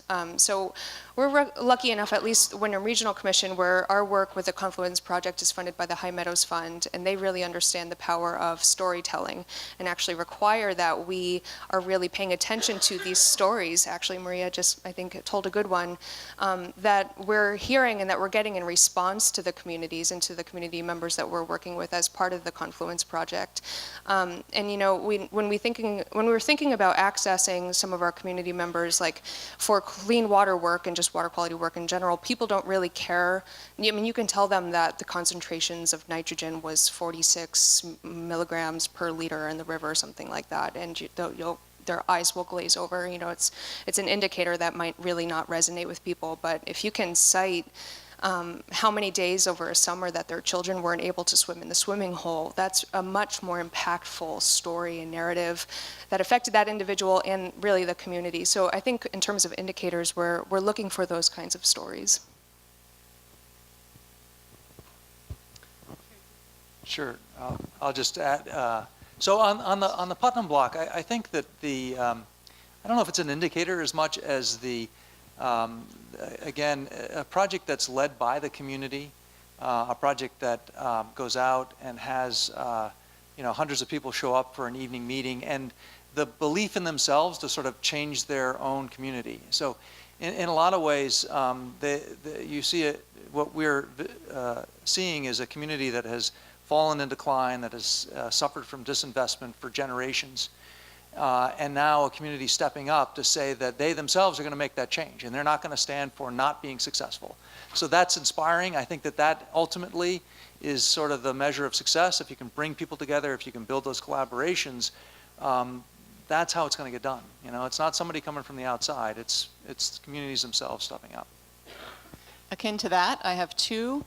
One is that city councils insist that the creative economy is included and represented in their city council, whatever local government you have. And two, that there is local policy that supports ownership of space by artists and arts organizations. I'll just follow Dee real quickly to just say that one other study we didn't talk about is we now have in Vermont's 251 towns, we made a study of all the town plans that include arts, culture, creativity, and innovation as part of the town plan. So we know which of your town plans include that language, and if it doesn't, it should. And there are ways to begin to move in that direction. And so there's a database that will help all of us understand how the language of our town plans looks. Great indicator. So I guess I'm going to take it a little different direction, which is sometimes the segregation of air quotes creative economy is a little wonky because it's all economy, right? And it's all good. So I think of when Lars asked the question, a client we had who started an artistic enterprise on the side. It's done so well that he's been able to retire from his job as an educator and is now doing so well that his partner is able to leave his job and move to Vermont full time and help with the business. So it's a successful economic activity that also happens to be artistic, but it's cool. And it's successful and it's making money. So that's the best of all worlds. So Sorry, go ahead, Karen. So before I came to Vermont, I was at the National Endowment for the Humanities. And one of the things we used to say when we looked at our impact as a funder, we said, well, if we fund a reading and discussion program and 20 or 30 people show up on a cold, snowy night, someplace like Wyoming or Vermont, that shows that the program really matters, right? Okay, so now fast forward, I'm in Vermont, it's November, and I'm driving on a really cold, snowy night not to a book discussion club, but to a community meeting in the Northeast Kingdom. And I'm thinking, okay, here I am, it's a cold, snowy night, the snow's coming down thicker and thicker, my GPS fails, I have no idea where I am, and I'm thinking, I'm gonna arrive at this church, there are gonna be 3 people. I arrive at the church, I couldn't tell where to park because the parking lot was basically a snowy field. Mine was the first car there. I'm convinced no one's going to be there. I walk in. There is a room full of 45 people who came out from all over the NEK on this cold, snowy night and stayed for 3 hours to talk about the future of their community and the arts. And that's it, right? That creative energy that's what it's all about. So the most obvious way that the tourism and marketing department impacts the creative economy is by bringing tourists here, right? So we were seeing at a Zahn's slide, I think, that bringing tourists here, they actually spend a lot more money than residents, I think is what we were seeing. So with our budget, we have the second smallest tourism budget in the country. Our budget is $3 million, and we are able to bring 13 million people here to the state. So I think that really helps the creative economy. Thank you all for the work that you're doing. It is exciting. I want to open it up here, and maybe there's people who have a quick story that you'd want to share about the work that you are doing, and then frame it as a question, please. Yeah, so State Representative Valerie Stewart, the one thing I want to tell people here in the arts economy, can you stand up? Sure. I've served on Commerce for 4 years now. We are lucky enough to have the chair of Commerce, who's a former head of the Vermont Arts Council, a guy named Bill Botso. He's the chair of our committee, and he lives in Pownell. He is a champion of the arts. The big challenge for the arts, and we've done some really cool stuff like the Vermont Creative Network, which I reported on the floor a couple of years back, and what have you. Our big challenge is the state. What do you think it is? Not creativity, it's money. So what I would encourage you all to do is stay in touch with your representatives and your representatives and your senators, and lobby for funding. I also wanted to mention, because the past 3 years we've gotten between 200 and 250K, but luckily we have friends on the appropriations committee. But it's not such a hard sell because our chair has a lot of respect in the building, but talk to your legislators, talk to the governor, push. Also, we have a bill now, it's to support the film industry, but as usual, it's probably going to be more language which is legislative intent instead of real money. And there was a great story on VPR recently, I hope some of you heard it, and it was about even California offers tax incentives for people to come film there. So we need to put some money behind this. Yep. Brian Keith of Manchester, or Dorset, he's a Republican, he sponsored this bill, but Archer Mayor, all these creative people from our area are behind it, but there's no money, it's intent. So push for money, push the governor. He is of a certain party, so I'm not sure. But we can help. All right, thank you. How about questions in the back? Yes. I have a question about infrastructure, and I had to step out for a moment, so somebody might have said this already, but I'm wondering about where affordable childcare comes into that picture. Exactly. And if anybody has any insights into that. Because I got a lot of questions. I feel like Katie, you might have wrong you.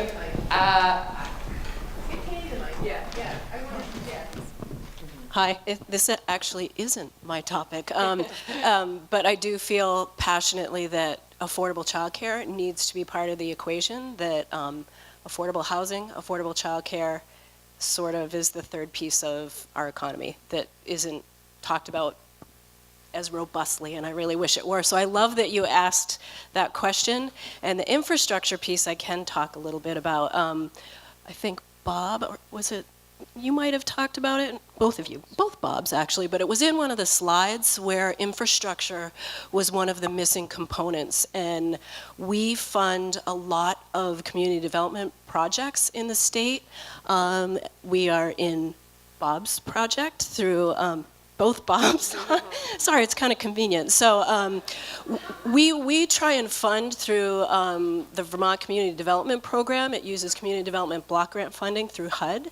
And we have a whole section of that funding that goes to economic development, and we really try and fund the places, the spaces in which the creative activities take place. So even in the Putnam Block project now, where it's not really a creative spaces project, I was in the project, the ground floor, a couple of weeks ago, and there's great creative activity taking place in some of those storefronts, which was really wonderful to see, and the community is really engaged in that.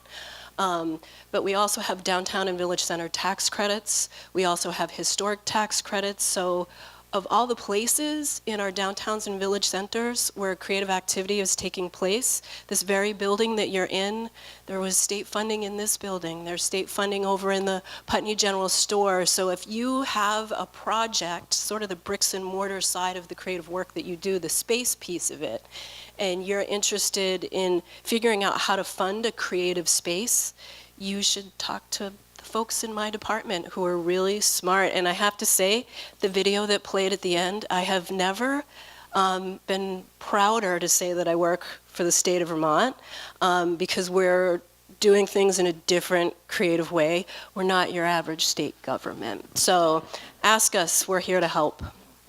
Yes, sir. And I wanted to chime in. I'm part of the newly formed infrastructure task force with the Vermont Creative Network, and this question about early childcare is really an important one, along with the other things that Dee Schneidman talked about in her presentation, like access to affordable housing, broadband, and childcare is part of that piece.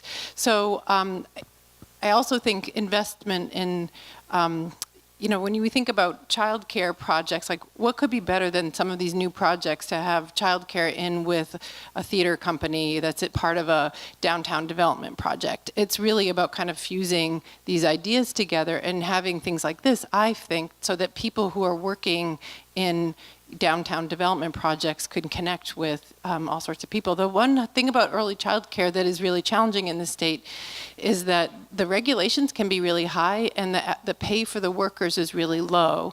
So I think it's kind of like it's similar to the affordable housing issues that we have in the state, is that private developers can't do it without some support. I think we need to kind of take a similar approach to childcare, that there are partnerships, and I feel like the creative sector does that so well. So I'll take that back though to our task force, because the task force is looking at, we're looking at doing a big asset mapping, which sounds so boring, but actually, as you hear from, it's not just asset mapping, but also recommendations by these zones. So hearing things that you need will help inform that work. And we hope that, I'm going to put a plug in for, if you didn't register in advance for this, please give us your email address, because there will be some follow-up that will feed into some of the infrastructure. Because there's a lot, there's hard infrastructure, like bricks and mortar infrastructure, and then there's marketing infrastructure, like that Wendy, and the state can do. But there are other forms of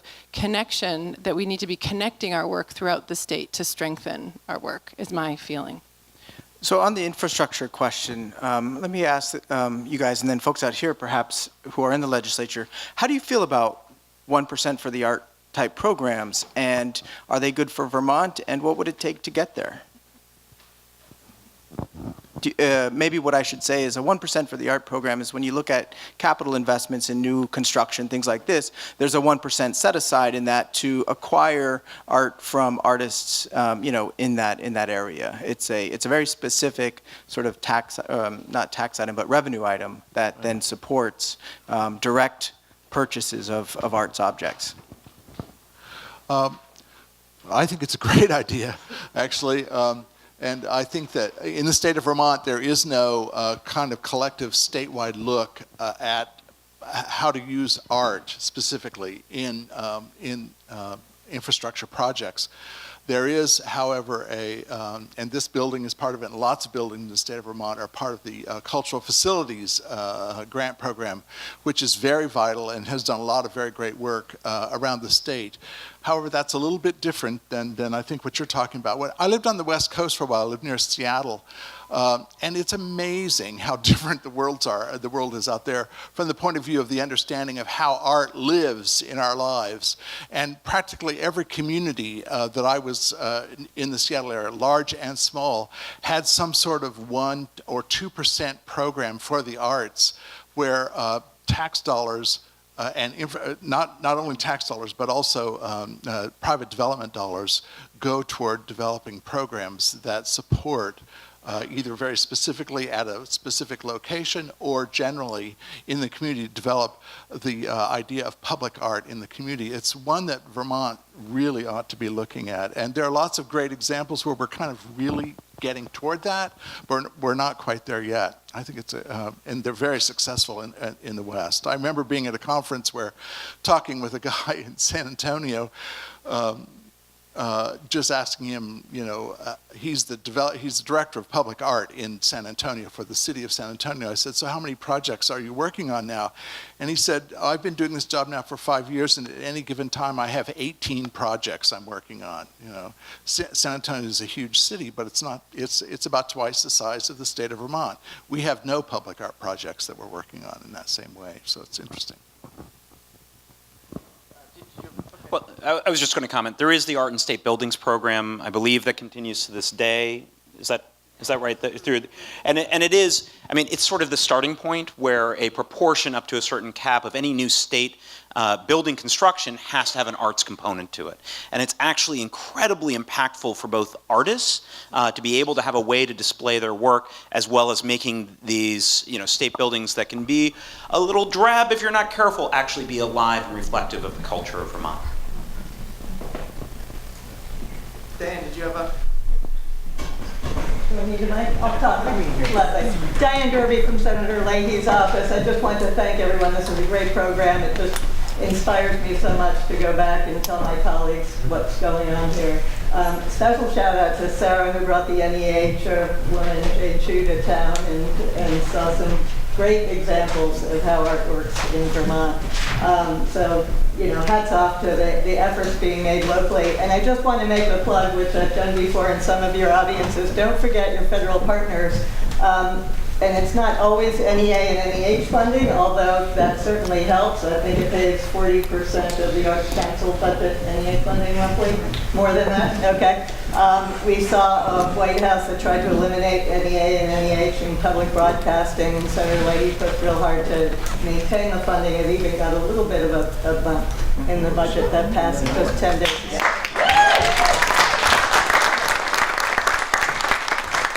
Thank you. I'll also just say quickly, but there are other pots of money that you might not even think of in economic development. There's brownfields money that we worked with Danny at the MAC on getting some EPA funding to help with the project there. Other pots of money that we don't traditionally think of, the economic development piece, the HUD piece. So please reach out to our office if you have any thoughts or you just want to throw around ideas. USDA Rural Development helped with the video I saw.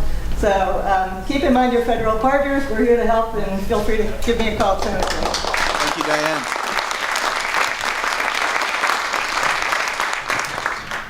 Yes, sir. My name is Gordon Hayward. I'm the president of Latches Arts. It looks after the Latches building in Brattleboro. And so many of us have our projects coming out of some of these wonderful old buildings in Vermont.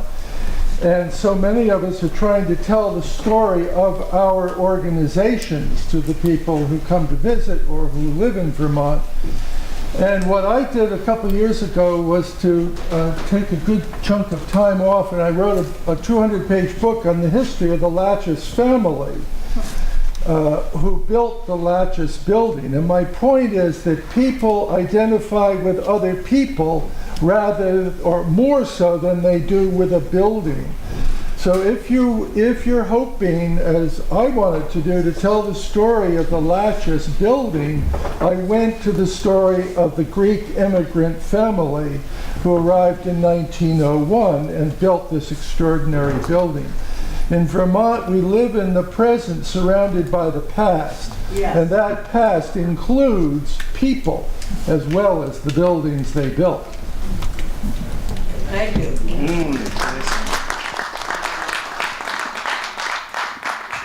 I think that's an excellent point, and that's a lot of what we do in terms of marketing the state as a place to visit, but also from an economic development perspective, is to tell the story of Vermont through Vermonters, so that people can begin to see what makes Vermont is the creative people that we have in the state. So we use that in terms of video and photographs, and the stories are told from the perspective of Vermonters.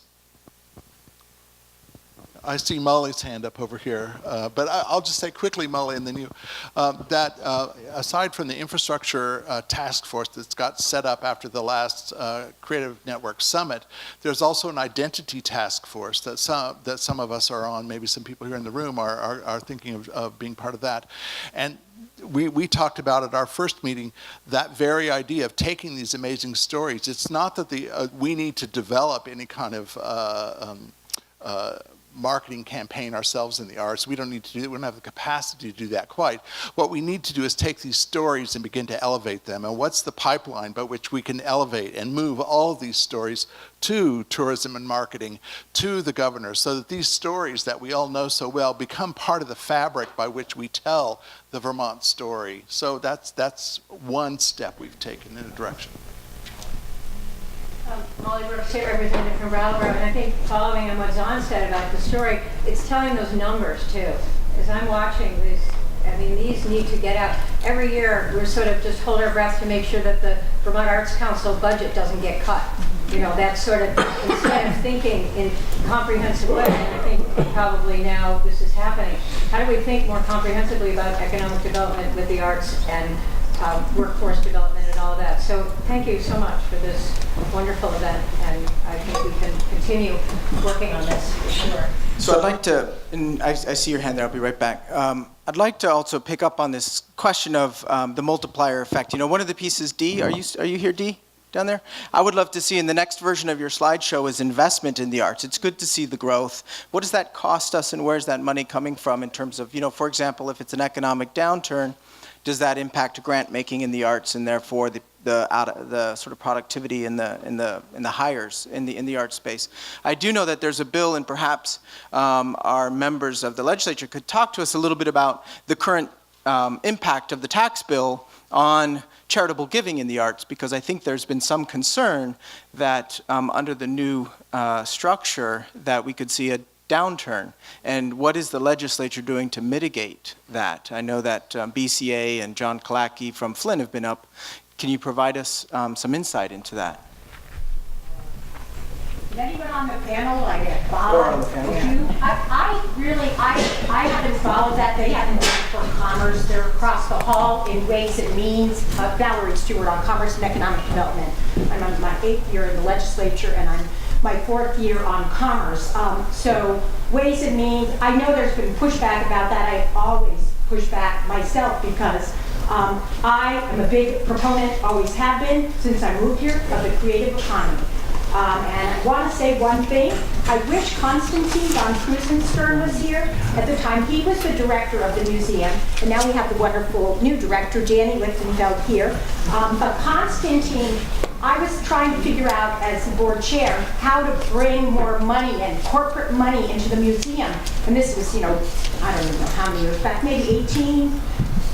I don't know. Anyway, time is fluid. I'm kind of like the Messiah, you know, it's just time. But at any rate, the long and the short of it is, so I was Googling things and I saw the creative economy. And it was a conference and stuff was happening in Massachusetts. So I said, let's do that. And so we put it in our corporate ask for support from the community, our individual people. And then Konstantin, like he always do, took the ball and ran with it, and we had an amazing, some of you might have been there, I mean, Doug Cox might have been there, I don't know who all was there, I can't remember, but I'm sure Linda was there, Linda Rubenstein of the museum. But the long and the short of it, there were all these creative people there, and there were like a couple hundred people in the museum talking about the creative economy. So, you know, I think we have really elevated the, you know, the kind of stature of the creative economy. We have the numbers, we have the whatever. What we need to do is, what's great, is put identity, tell the stories, make them part of the fabric, childcare, infrastructure, put some structure around it, and, as I said, push for more funding, because it's always a struggle in the legislature. The 3 times we got that 200 or 250K since I've been in and on commerce. I mean, you know, it was, money is always tight in the legislature, and we always balance our budget. So, which is a great thing, and we're not constitutionally required to do so, by the way. So, keep in touch with your legislators. Thank you. Yeah. I do think it's an important point. I don't think we've seen the full impact of it, and I don't think the tax package that's going through Montpelier would address the deduction issue. I mean, it's trying to hold Vermont individuals constant because the federal tax package actually penalized states like Vermont in a pretty dramatic way. But it is something that I think all of us need to be very conscious of, is that under the new tax regime, the incentive for making charitable contributions to 501c3s is going to go down. And it's going to go down significantly. The other thing that, for those of us who are involved in larger real estate infrastructure plays, the new market tax credit, the ability to syndicate those tax credits is also going to be more difficult because there just isn't as much appetite out there for corporations and other entities that would traditionally benefit from those kinds of programs to actually step up and be a part of it. And so I think it's a new landscape. On the good news side, I would mention that there are the opportunity zones that were embedded in the legislation, which create additional incentives for a subset of new market tax credit census tracts for both real estate as well as other kinds of ventures to take place in those opportunity zones. The governor has at least done a draft of the selection of those locations, which seemed to make a whole lot of sense. If anyone was looking at a map of Vermont, that's where you would think they would go. But for folks who are in the philanthropic world or the investment advising world, it's going to be important to keep an eye on those. Those will roll out next year. I don't think they'll make up the difference completely, but we should be, as a small, scrappy state, strategic in making sure that we use those and leverage them to the extent possible, and perhaps look to the legislature for ways to match those so that they could be accelerated even more. Thank you, Matt. I think we have time for one more question here before noon. Thank you. I want to thank Robert and Sarah. It's wonderful. And the three people who mentioned child care and early childhood education, I host once a week a group of young people and their children. And one works 5 jobs. Another works 3 jobs. I could go down the line. The wages are for shit. Okay? Really. Okay, we talk about the arts, and you have to have money to come to the performances and so on. Yeah, we've got a problem, a real problem with wages, and some people just focus on housing and they forget about the child care and so on, and then count budgets. People go for $8,000 for this project and $3,000 for child care. We're suffering, and that's part of the reason. A young man stood up and said, the problem in Vermont right now, I moved here from California, is internet, wages, child care. What was the other thing? I can't remember. But I mean, it's real. We can talk about the arts, and it's wonderful, and we need it, and that feeds our soul. I mean, you know, Gordon, you know that. And Gordon and I knew the woman who was the first that we knew of, child care, public child care person, famous woman. She ran a nursery and a nursery, okay? She attended the nursery for Senator Aiken. They had a falling out. She started on. Alice Hallway. Amazing, okay? The wages are terrible for women and men that want to hold a place, run a place for child care. It's really drastic. And I ask all of you to include that in your awareness. Yeah. I just think, artists are workers. Artists are in the same, exactly people you're talking about. So I don't think it's separate. I just want to say, I don't think it's separate. I think we do need to strengthen the economy here. And I think that, building value for the arts and what artists and creatives do, it will rise. Rising tides float all boats. Sarah, I trust you.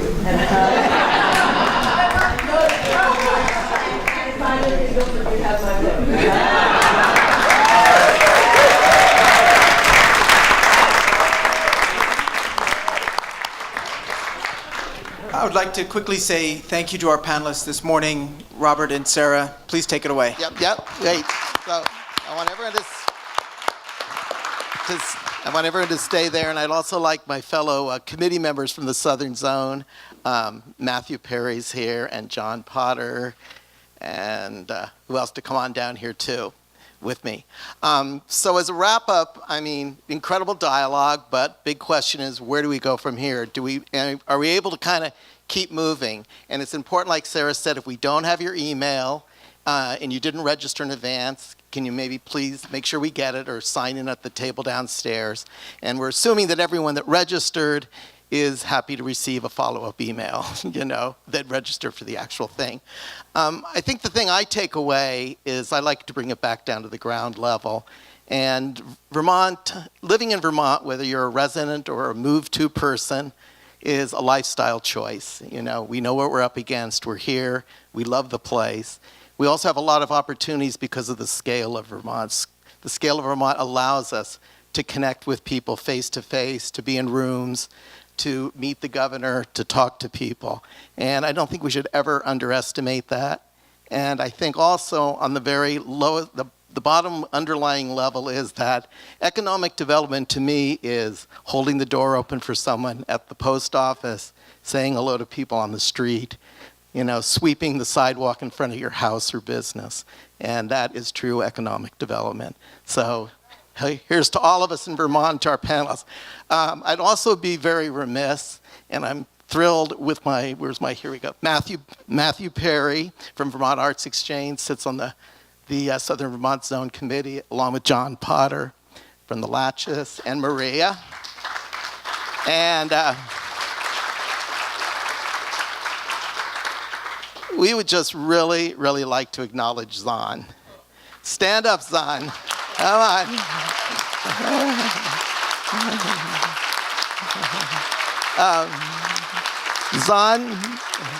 Zahn has been incredible to work with. I knew him before he went up to the Arts Council, and the efforts that he's put in there around developing this initiative and the follow-up. And we're looking forward to Amy Cunningham, who you might have met, who's stepping in at the Arts Council and be continuing to work with the Creative Network. But Zahn is an amazing person to have in our community and in our state. And we look forward to working with him more. I've already roped him into being on our committee in the Southern Zone, all that knowledge.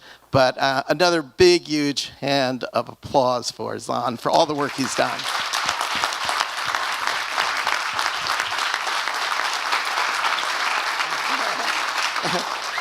And for all of you, Sarah and I have now done our work. It's up to you.